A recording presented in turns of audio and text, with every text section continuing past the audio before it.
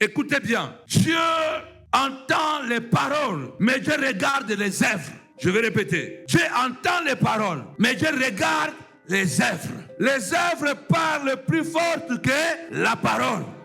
C'est pourquoi la Bible dit même que heureux les morts, leurs paroles vont les suivre.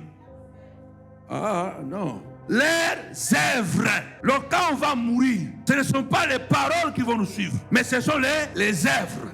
Faire est plus important que parler. Même toi et moi, nous n'avons pas été sauvés par la parole seulement. Nous avons été sauvés par l'œuvre. C'est quoi cette œuvre? L'œuvre de la croix. Oh, je parle à quelqu'un. La parole était devenue humaine. Et cet homme est allé jusqu'à la croix. Et c'est à la croix qu'il a repris le pouvoir que le diable lui avait proposé lorsqu'il était sorti de son chaîne de 40 jours. Vous voyez que les donner, c'est le seul moyen pour être au-dessus. Parce que la main qui donne est au-dessus de celui qui...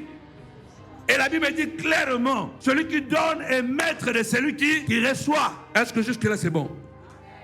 Donc, je regarde les œuvres. Je ne parle pas de donner dans le sens de donner à l'église et d'aller se coucher. Je parle de donner qui doit devenir culturel. Ça veut dire que ça devient une partie intégrante de notre existence. Donc je ne donne pas pour dormir demain et donner 6 mois après, mais que ça devienne notre manière d'être. Je vais arriver. Cet homme décide, et quand ils disent qu'il le mérite parce qu'il a fait quelque chose. On peut beau parler, mais lorsque nous allons mourir, Dieu va regarder ce que nous avons fait. Qu'est-ce que j'ai fait à Maman Dolo? Qu'est-ce que j'ai fait à ma belle-sœur? Qu'est-ce que j'ai fait à Maman Françoise? En fait, Dieu ne va pas regarder ce que je suis en train de prêcher. Dieu va regarder ce que je fais à Balkissa. Parce que les œuvres, c'est ce que Dieu voit. Il entend la parole, mais il voit les œuvres.